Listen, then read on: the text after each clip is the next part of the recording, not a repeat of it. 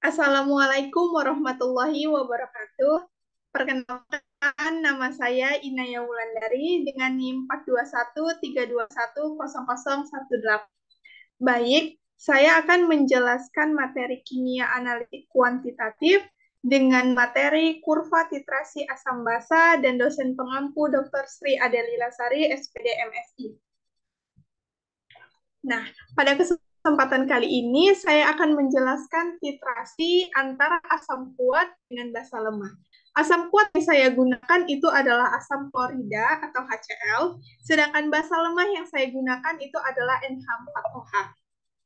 Di sini NH4OH itu sebagai titran. Jadi posisinya ada di buret, sedangkan HCl itu sebagai titrat yang posisinya berada di Erlenmeyer. Titrasi ini menggunakan 50 ml HCl dengan konsentrasi 0,2 molar oleh NH4OH dengan konsentrasi 0,1 molar. Aku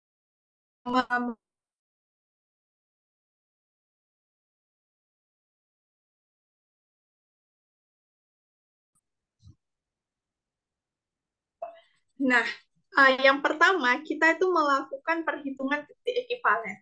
Titik ekivalen itu terjadi titik timbangan antara yang terjadi ketika dilakukan titrasi asam basa.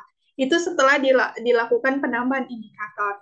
Cara menghitung titik ekivalen itu ya mol asam sama dengan mol basa.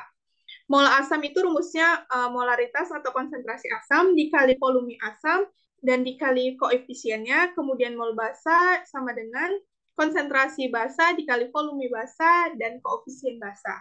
Nah, tadi kan sudah dijelaskan tuh kalau yang basa 0,2, kalau yang asam 0,2 dan asam basa itu 0,1. Nah, kita masukkan. Nah, kita masukkanlah semua ini angka-angkanya, coret apa yang bisa dicoret, itu mol, maka didapatlah volume basa sama dengan 100 ml. Nah, 100 ml inilah adalah termasuk di ekivalennya.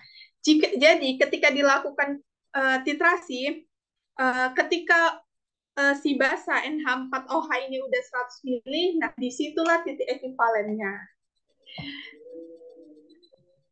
Nah, ini titik ekivalen. Titik ekivalennya itu 100 dengan pH 5 sampai 6. Kenapa 5 sampai 6? Karena memang sudah ditentukan. Untuk asam kuat dengan basa lemah, maka pH-nya itu 5 sampai 6. Dengan range memang segini gitu loh. Kemudian kita melakukan contoh gitu volumenya random, tapi saya buat di lipatan 20. Tujuannya apa? Tujuannya kita untuk membuat kurva titrasi asam basa. Kita mau melihat bagaimana sih kurva titrasi asam basa ini. Nah, kita lanjut. Nah, kita lanjut adalah menghitung pH sebelum titik ekivalen. Kenapa dilakukan? Ya, kita biar tahu pH-nya setiap tetesan itu berapa sih pH-nya. Yang pertama kita cari itu adalah mol HCl, rumusnya molaritas kali volume, sama dengan 0,2 molar 50 mili sama dengan 10,10 milimol. Kemudian mol basanya itu sama rumusnya, kita masukkanlah angkanya. Kenapa 20 di sini? Kenapa nggak 10 atau 60? Ini kan random. Saya mengambil contoh yang ini aja, yang awal. Perhitungan sebelum, ini kan sebelum titik ekivalen ada banyak tuh. Saya mengambil contoh 20. Kita masukkanlah 20 di sini, maka didapat hasilnya. Konsentrasi basanya adalah 2 milimol. Maka kita buat persamaan reaksinya. Ketika HCl ditambah NH4OH, ternyata hasilnya NH4Cl ditambah H2O.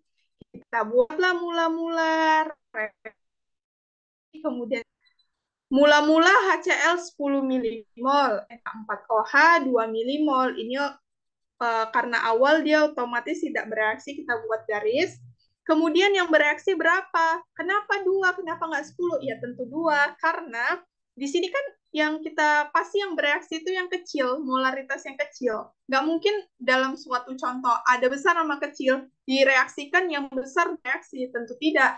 Maka yang bereaksi yang nilainya paling kecil. Maka di sini 2, ini 2, kemudian di sini 2, ini 2. Tapi ketika di situ, misalnya di depan ini tuh ada koefisien, maka dia nanti dikalikan. Karena ini 1, jadi nggak saya buat perkaliannya. Kemudian sisanya sama dengan 8 milimol. Yang ini tetap 2, 2, ini habis. Yang sisanya 8 milimol inilah yang selanjutnya kita mencari pH-nya. Jadi, sisa HCl-nya itu kita dapat mencari konsentrasi dari H positif dan kita dapat menentukan pH-nya. Bagaimana cara menentukan konsentrasi? Rumusnya mol sisa dikali volume total. Mol sisanya itu 8. Mol totalnya itu berapa? Si asam ditambah si basa. Si asamnya 50, si basanya 20, maka dia 70. Didapatlah hasilnya 0,11. 0,11 itu sama dengan 11 kali 10 pangkat min 2. Nah, kemudian kita buatlah persamaan reaksi dari HCl ini. Karena kan yang sisa tuh si HCl, maka si HCl lah dibuat di sini. Maka konsentrasi H positifnya sama dengan 11 kali 10 pangkat min 2. Tapi kalau misalnya di sini juga ada koefisiennya, itu kita kali lagi. Karena di sini nggak ada, ya langsung. Maka pH sama dengan min log H positif, masukkanlah yang ini. Sama dengan 2 kurang log 11 sama dengan 0,95. Maka pH dari ketika NH4OH-nya 20 mili, pH-nya 0,11. Cara yang sama dapat kita lakukan untuk mencari 40 mili, 60 mili, dan 80 mili dengan pH masing-masing 1,17, 1,44, dan 1,82. Lalu gimana kalau misalnya mau mencari setelah ekivalen? Beda lagi caranya. Nah, kita lanjut ya. Nah, cara menentukan pH setelah titik ekivalen, yang pertama tetap kita cari molnya. Mol HCl itu molaritas kali volume sama dengan 0,2 molar dikali 50 sama dengan 10 milimol. Kemudian mol NH4OH sama dengan molaritas dikali volume sama dengan 0,1 dikali 120 sama dengan 12 milimol. Nah, sama halnya, kenapa 120? Ya, karena ini kan sebanyak, ya kita ambil sampel yang random aja, nanti kan dibuat juga yang lainnya. Maka kita reaksikan HCl ditambah NH4OH sama dengan NH4Cl ditambah H2O. Yang mula-mula HCl 10, NH4OH 12 milimol, yang hasilnya ini kosong, tidak ada, kita garis. Nah, yang bereaksi ternyata yang bereaksi itu yang asam, karena nilai asam lebih kecil.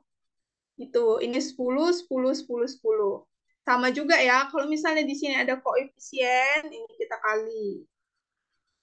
Berarti kalau misalnya ada koefisien di sini misalnya 2, berarti 2 dikali 10, di sini taruh 20 gitu. Maka yang sisa itu adalah si basa. Sisanya berapa? 12 kurang 10, 2 milimol. Nah, ini tetap 10, maka sisanya ini kita dapat mencari. Nah, dapat mencari apa? Dapat mencari konsentrasi OH-. Setelah mendapat konsentrasi OH-, kita dapat mencari pOH-nya dan dapatlah hasil pH-nya. Nah, bagaimana cara mencari sisanya? Yaitu konsentrasinya, yaitu mol sisa per volume total. Mol sisanya tadi 2, masukkan 2 milimol. Volume totalnya adalah volume asam tambah basa 50 tambah 120 sama dengan 170. Didapatlah hasilnya 0,011 yang sama dengan 11 kali 10 pangkat minus 3. Nah, NH4OH itu kan sisa tadi tuh. Dia terionisasi menjadi NH4 positif ditambah OH-.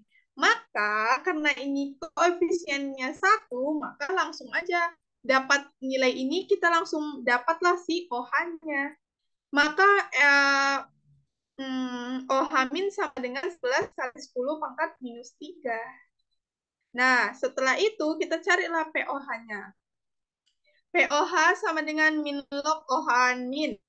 Min log sama dengan 11 kali 10 pangkat minus 3. 3-nya maju ke depan menjadi 3 dikurang 10 10 log 11. Sorry, 3 dikurang log 11. Kemudian kita dapat mencari pH. pH sama dengan 14 dikurang pOH. 14, kenapa 14? Karena pH tentang pH itu kan dari 0 ke 14. Otomatis kalau mencari pH sama dengan 14 kurang pOH-nya. Tuh. 14 dikurang, buka kurung, 3 dikurang log 11. Ini 14 dikurang 3 sama dengan 11. 4 baru min sama min jadi positif. Log 11 masukkan. Berarti 11 ditambah log 11 sama dengan 12,04. Maka konsentrasi pH pH dengan NH4OH-nya 120 sama dengan 12,04. Cara yang sama dapat kita cari untuk menentukan pH dari 100 ketika volume NH4OH-nya 40, 160, 180. Maka pH-nya itu adalah 12,3, 12,44, dan 12,53. Nah, ini kan udah dapet tuh semuanya. Ya, maka kita dapat menentukan kurvanya. Nah, ini kurva antara titrasi asam kuat dengan basa lemah. Kurvanya seperti huruf S, kayak gini. Ini tidak sempurna huruf S-nya, mungkin dikarenakan kelipatannya itu lebih besar. Seharusnya dia tuh kecil, biar cantik kurvanya. Di sini, pH itu sebagai sumbu X. pH itu sebagai sumbu Y, dan volume NH4OH itu sebagai sumbu X. Nah, yaudah kita buatlah kurvanya seperti ini. Dah. Sekian pemaparan materi singkat mengenai titrasi asam basa, cara membuat kurvanya. Saya akhiri. Wassalamualaikum warahmatullahi wabarakatuh.